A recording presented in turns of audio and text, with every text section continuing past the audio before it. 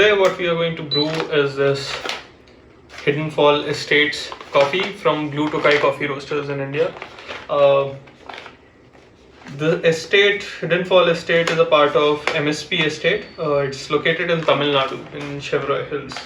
The altitude where the coffee grows is around 1000 to 1300 meters above sea level. It's a natural processed coffee. It's a mix of S795 and S5B varietals.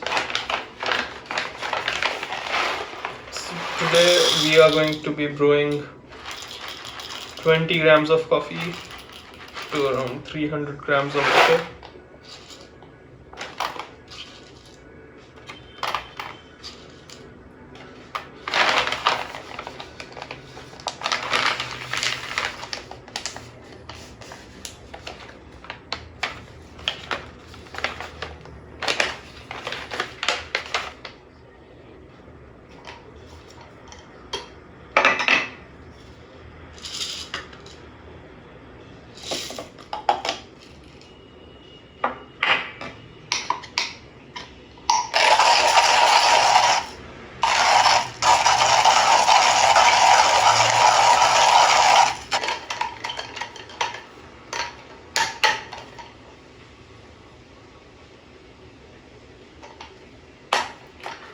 So I ground this coffee at around, it's a medium fine setting, I would say. It's around 22 on my C40. You can have a look at the grounds to have a visual look at how fine these are. Usually I would say if you're using a C40, the grind size for the same coffee should be similar at the similar setting, regardless if it's C40 MK3 or MK4. Right, so we are using the cafec flour dripper. I'll just get my filter paper here, and I'm using a 01 size, or the smaller size of the drippers, because like when you're doing up to 20 grams, I don't think it really matters a lot. And the other thing is we are going to be doing multiple pours. So it feels fine. I don't really want to be using a bigger dripper and be wasting a larger filter paper for this. Alright, we'll rinse our paper.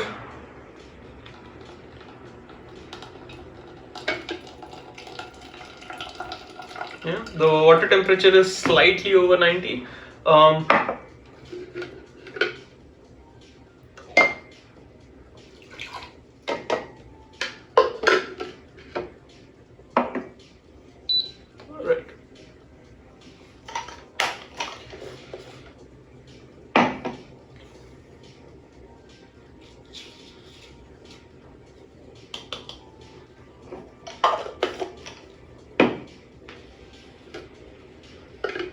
Now, this particular batch was roasted on 27/10/2014, so it has had a good 2 months to basically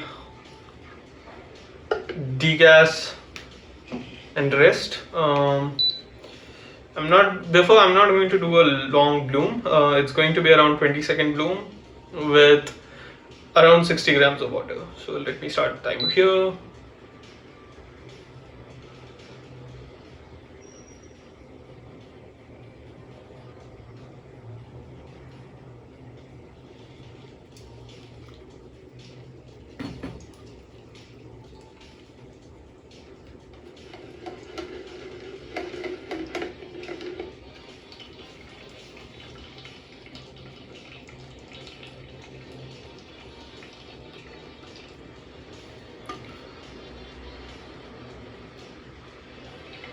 That was slightly longer than 20 seconds.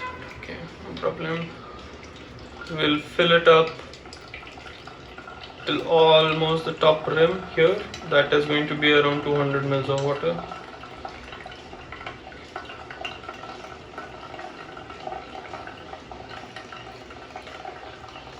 Now at 1 minute 15, you'll see it has drawn down quite a lot. So at 1 minute 15, I'll do my second pour, which will be bringing it up to 300 grams.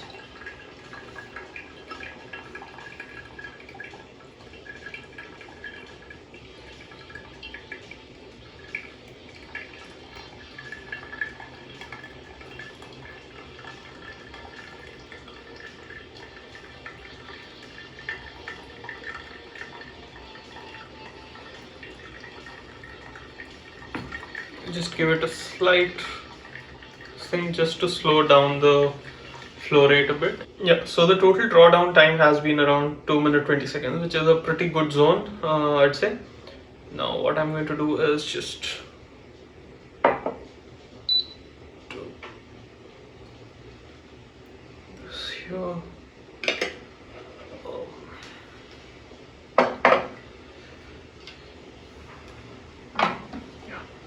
So today I'm going to pour the coffee into 2 cups here. One is a little ceramic cup. I'll just pour a tiny bit because I want, like, this coffee tastes quite nice, I would say, when it is cooled down. But I want to be drinking it warm and be sipping it for a long time. So I'm also going to pour it into this fellow double-walled glass.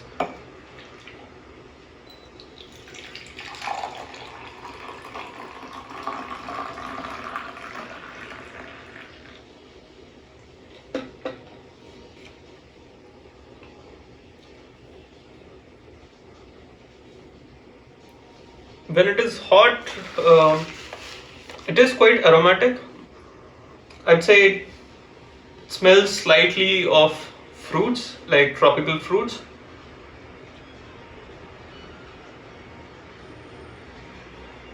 There is a hint of guava and mango, like raw guava, raw mango, like when it is just on the tree on the nose.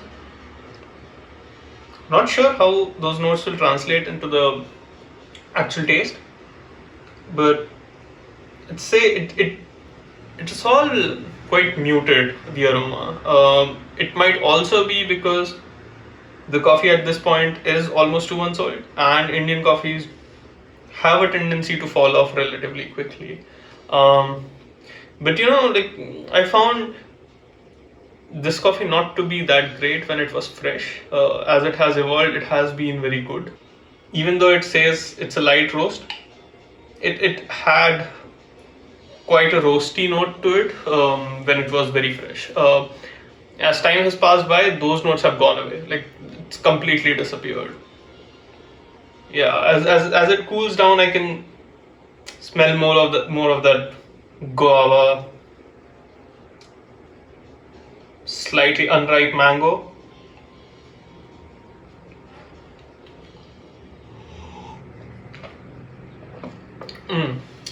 So yeah, it has that very, yeah, the acidity does remind me of raw mango. The notes on the pack here say mulberry. I don't have a good point of reference for how a mulberry note should be translated into coffee. I don't have much experience with mulberries. But it is slightly berry-like in the sense it has that. Oh shit. It has a slightly berry-like taste. That's due to probably the mouth-drying feel. A bit of jamun. I don't know.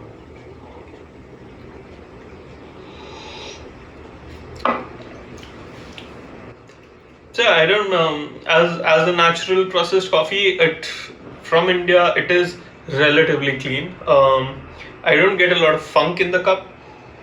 Even the smell, it's not a lot of like guava smells like that, like guava or mango. It could be slightly funky. And that is what I've noticed mostly, that these kind of tastes get into the funky, fermenty territory. But that's not really true here. Which is something that I've been liking recently.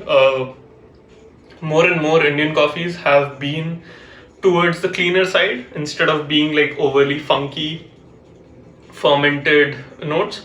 Yeah.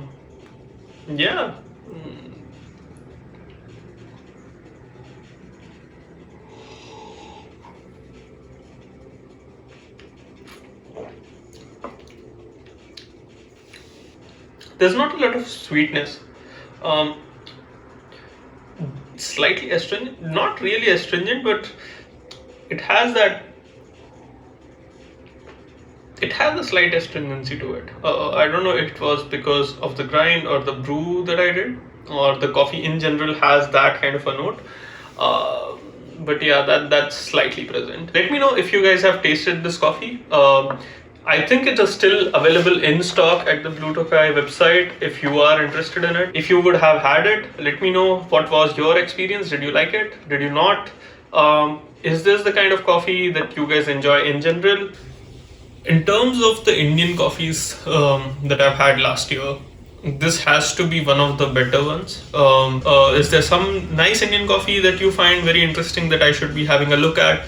Or is there any other coffee in general that you want me to be looking at? Let me know. Take care.